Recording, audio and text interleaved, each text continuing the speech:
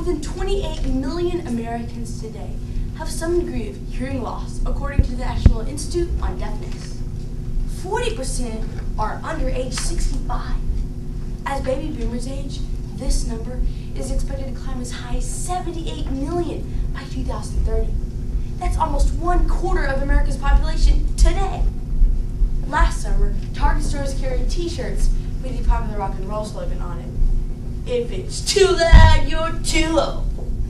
Well, we all can agree that music sometimes gets too loud. But do we just blow off the people who object to it as old fuddy-duddies? Or should we really look at how loud music affects today? Come with me as we explore the sound of music. Let's look at how we got to this place, how loud music can affect us today, and how we can live wisely in our loud culture. Loud music has increasingly become an issue over the last several decades. Marshall Chasen, Director of Auditory Research at the Musicians Clinic of Canada, tells us. Over the last 20 years, environmental noise has doubled each decade. Everything is louder. Phones ring louder, movies are louder, construction noise is louder, and rock and roll is a big part of it. Musical tastes have changed, as well as sound equipment. As a result, amplified music has contributed to our high decibel world and the risk our ears now face. Now let's look at how our ears deal with loud noises. Now, if this was my brother's ear, there'd be a huge ball of wax right there. But if your ear's right now clean, then this would be your ear. The sound travels to the outer ear and into the middle ear, where it makes eardrum vibrate. The sound is amplified to the inner ear, where it reaches the cochlea, this little snail-shell looking part of the ear. Inside the cochlea are millions of tiny hairs called cilia that read impulses and send messages to the brain, allowing you to hear. The excess pressure of loud noise can actually smash those hairs, resulting in hearing loss. Do you remember the old newsreels showing the effects of an atomic bomb explosion on buildings? That's what happens when high decibel levels hit your ears. The cilia is broken off, leaving afterwards like a wheat field after a severe hailstorm. And there's no way those hairs can grow back. The damage is permanent. So what decibels can we stand in? Well, starting from the lower levels and working up, let's look. 30 decibels is a whisper. 50 decibels, rainfall. 60 to 70 decibels is a normal conversation at 3 to 5 feet. 80 decibels is a busy street. 90 decibels is a lawnmower. 100 decibels is a chainsaw. 120 decibels! Well, you get the idea. A jet engine or a rock concert. Anyway, once you hit sound levels at around 85 decibels, that's when you've entered into what I call the red zone. It's here the experts say the damage begins. Well, how come we can't tell when we've entered into the red zone? Well, sometimes we just get used to it. Have you ever walked into a room and known the music was too loud, but after a while it didn't bother you as much? What has happened to you is a kind of short-term hearing loss called temporary threshold shift, or TTS, when the cilia are bent or swollen by that sound vibrations. Get enough TTS and the damage is permanent. So knowing that, why do we stay here? Well, in a 1995 issue of Professional Sound, author David Clark has this to say about loud sounds. It turns out that loud sounds directly affect our involuntary nervous system in a way similar to many stimulant drugs.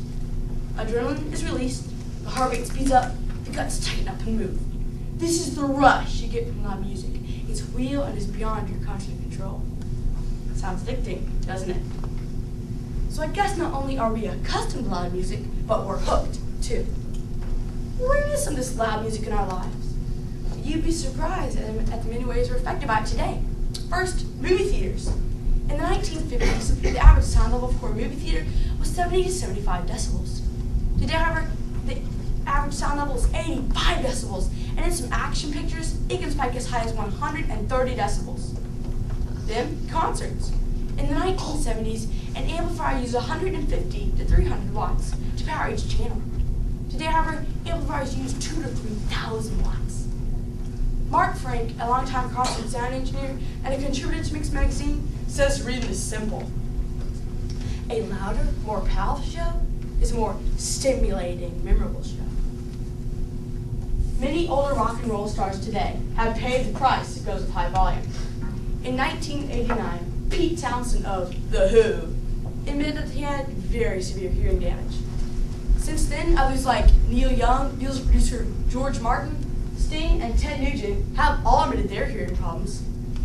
Fleetwood Mac's drummer, Mick Fleetwood, says today, "I was a major glutton for volume.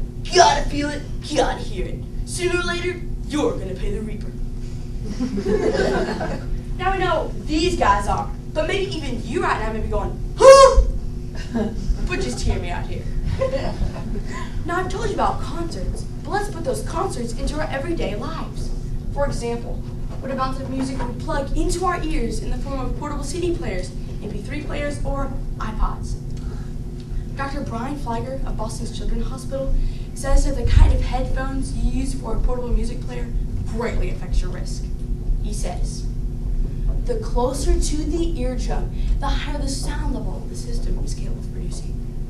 Fliger's early findings show that an iPod can reach as high as 130 decibels, equivalent to a jackhammer.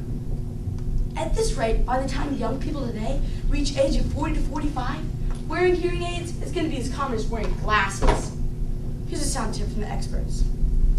If someone can hear your iPod while you're listening to it, it's too loud. Loud music has regretfully entered into our churches, now putting congregations at risk. This has become especially popular in both contemporary and even some traditional services. Some websites are even dedicated to loud worship music. On one was the slogan, "Experiencing Christ at 100 plus decibels." Is that what Jesus had in mind? It gives us something to think about. I conducted my own experiment using a sound level meter and visiting a few churches in the Dallas area. Watch the numbers go up and down as I raise and lower my voice. Here are the churches I visited. Notice they'll all operate well into the red zone. First, here's an important tip on decibel scales. Every 3 decibel increase, the energy is doubled. Now back to the churches. Gateway Church. The average is 88 and the peak was 96.4 decibels. Prestonwood Baptist Church, which is one of the largest Baptist churches in the nation. The average is 87 and the peak was 90.9. Fellowship Church, which is in Grapevine, was the loudest of them all. The average is 94 and the peak was 104 decibels. These 3 were contemporary services, but this next one is a strictly traditional service. Chuck Swindoll's Stonebriar was still too loud. The average is 86 and the peak was 89.9. These 4 were mega churches, but the smaller churches are being affected too, such as these last 3. So if you ever see a sweet little chapel with its windows bowed out, you know what's happened. Well, maybe it's a good thing that sign language has become popular over the last several years, because maybe one day it will be put to use in the big hearing impaired section of the church. Now, I've told you about live music's effects, but what can you do about it? Well, the first thing you do is to turn it down. It's good for you, your children, and the others around you. If you do not have control of the volume, wear earplugs. Earplugs take off about 20 decibels, but if you're in a 120 decibel situation, you're still at risk. Also, smoking doubles the risk of noise-related hearing loss, so this is another good reason to quit. And if the trend continues, hey, maybe you should start investing in hearing aid companies. It can really pay off for you one day. I told you today that there is a problem with the sound of music in our world.